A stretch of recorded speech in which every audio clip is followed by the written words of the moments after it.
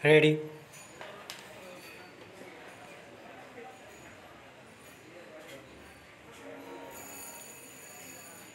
सभापति महोदय, प्रतिदिन छोटी मोटी झड़पें होती रहती हैं। हमारी फ़ौजें बड़े उत्साह से उनके मुकाबले में खड़ी हैं।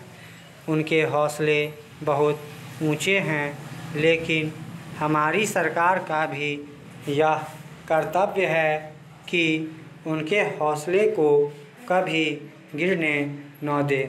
उन्हें हर तरह की सुविधा प्रदान की जाए जिससे उनका आत्मविश्वास बढ़े। मैं मंत्री महोदय से अनुरोध करूंगा कि सरकार अपनी नीतियों का प्रचार ठीक प्रकार से अपनी फ़ौजों से करें, उनको अच्छे अच्छे हथियार दें।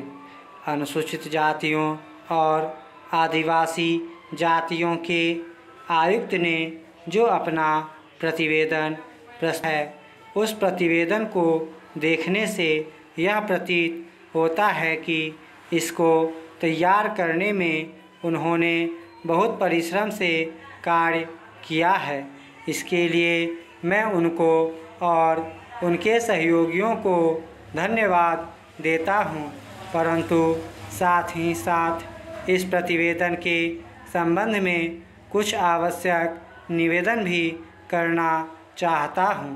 पहली बात तो यह है कि इस प्रतिवेदन को देखने से ऐसा प्रतीत होता है कि इन कार्यों के लिए जिस धन का उपयोग होता है वह 3 साधनों से उपलब्ध होता है: केंद्र सरकार द्वारा, राज्य सरकारों द्वारा और कुछ गैर सरकारी संस्थाओं द्वारा।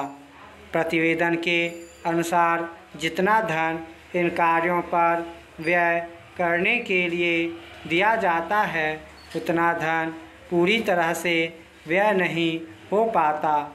मैं यह नहीं कह सकता कि आवश्यकता से अधिक धन दिया जाता है या कार्यकर्ताओं को वह धन प्राप्त ही नहीं होता, जिसके कारण से वह बिना खर्च हुए बच जाता है। मैं तो यह चाहता हूँ कि जितना धन दिया जाता है उसका पूरा उपयोग हो और आयुक्त को यह न कहना पड़े कि इस कार्य के लिए जितने धन की आवश्यकता थी उतना धन नहीं मिल पाया और विवश होकर हमको उस कार्य को बीच में ही रोकना पड़ा।